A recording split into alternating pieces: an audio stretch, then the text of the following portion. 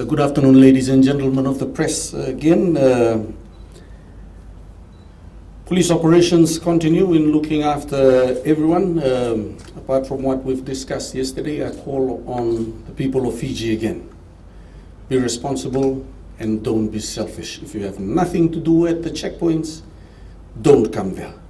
We will continue to go after the people who have been irresponsible and selfish in not adhering to the advices that have been divulged by the Honourable Prime Minister and our Ministry of Health. Do you have any questions, ladies and gentlemen? Commissioner, with regards to the Vice Chancellor for the University of Fiji, how has that investigation progressed so far? We have the driver who's been charged, and we're looking into other people that worked with him in getting the Vice Chancellor out. We're not resting, including the taxi company owner who would have been aware of that long drive around the country. Was there anyone else taken in today? Not that I've been briefed yet, but we are after them. All the irresponsible and selfish people. Commissioner, yesterday the Prime Minister alluded to the possibility of not very relaxed freedoms, is I think the words he used.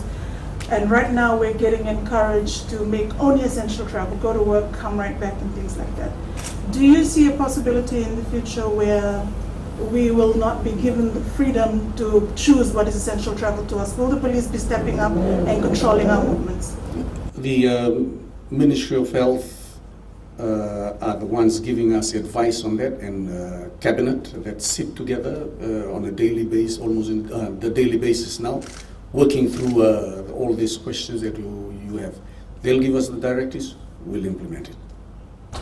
If and when that happens, what role will the military play? They're already playing a role with us, and that's ongoing in manning checkpoints, cordoning off low toka. They're already there assisting us. So the instruction to limit gathering to only 20 people by the Prime Minister? How is police monitoring this? Sorry, I can't quite catch you. With the instruction to limit gathering to only 20 people by the Prime Minister, how is police monitoring public service vehicles like buses? Yes, that's a decision that we'll have to make sooner or later. Like I said, the Cabinet sits with Ministry of Health officials, and we wait for the decisions to be made at the right time. It's been said from the very first day there'll be scalable responses when we get to issues that they need to make decisions on.